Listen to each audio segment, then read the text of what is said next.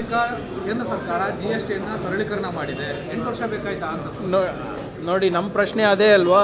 ನಾವು ಗಬ್ಬರ್ ಸಿಂಗ್ ಟ್ಯಾಕ್ಸ್ ಅಂತ ಹೇಳಿದಾಗ ಇದೇ BJP ನಾಯಕರು ಎಲ್ಲರೂ ಮೈ ಮೇಲೆ ಬಿದ್ದು ರಾಹುಲ್ ಗಾಂಧಿಗೆ GST ಬಗ್ಗೆ ಗೊತ್ತಿಲ್ಲ, ಕಾಂಗ್ರೆಸ್ನವರಿಗೆ GST ಬಗ್ಗೆ ಗೊತ್ತಿಲ್ಲ ಅಂತ ಹೇಳಿದ್ರು. 8 ಸುದೀರ್ಘವಾದಂಥ ವರ್ಷಗಳ ಆದ ನಂತರ ಇಲ್ಲ ಅವಾಗ ಆಗಿರೋ ತಪ್ಪು ಇವಾಗ ನಾವು ಸರಳೀಕರಣನೂ ಮಾಡ್ತೀವಿ ಸಬಲೀಕರಣನೂ ಮಾಡ್ತೀವಿ ಅಂತ ಬಂದಿದ್ದಾರಲ್ಲ, ಇದು ಸಂತೋಷ. ಆದರೆ ಇದು ಎಷ್ಟು ಮಟ್ಟಕ್ಕೆ ಉದ್ಯೋಗ ಸೃಷ್ಟಿ ಮಾಡುತ್ತೆ, ಎಷ್ಟು ಮಟ್ಟಕ್ಕೆ ನಮ್ಮ ಆರ್ಥಿಕ ವ್ಯವಸ್ಥೆ ಸುಧಾರಣೆ ಮಾಡುತ್ತೆ ಅಂತ ನೋಡೋಣ. ಇದೇ ನಾವು ಹೇಳಿದಾಗ 2016ರಲ್ಲಿ ಹೇಳಿದಾಗ ಮಾಡಿದ್ದಿದ್ರೆ ಇಷ್ಟೊತ್ತಿಗೆ ಉದ್ಯೋಗನೂ ಸೃಷ್ಟಿಯಾಗ್ತಾಯಿತ್ತು, ಆರ್ಥಿಕ ಹೊರೆ ನಮ್ಮ ಸಾಮಾನ್ಯ ಜನರ ಮೇಲೂ ಕೂಡ ಬೀಳ್ತಾ ಇರಲಿಲ್ಲ. ಇವತ್ತು ಪೆನ್ಸಿಲ್ ಮೇಲೆ, ನಿಮ್ಮ ಚಪಾತಿ ಮೇಲೆ, ಮೊಸರು ಮೇಲೆ, ಇವೆಲ್ಲ ಮೇಲೆ ಟ್ಯಾಕ್ಸ್ ಹಾಕಿದ್ರಲ್ಲ, ಈಗ ಅವ್ರಿಗೆ ಜ್ಞಾನೋದಯ ಆಯ್ತಲ್ಲ, ಅದು ಸಂತೋಷ. ಆದರೆ ಇನ್ನೂ ಕೂಡ there is considerable room for improvement.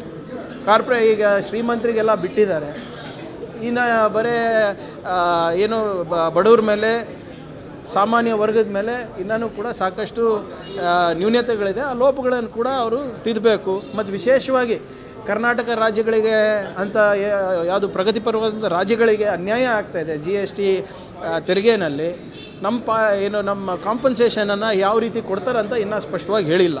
So ಅದನ್ನು ಕೂಡ ಅವರು ಸ್ಪಷ್ಟವಾಗಿ ಹೇಳಿದ್ರೆ ಒಳ್ಳೆಯದಾಗುತ್ತೆ.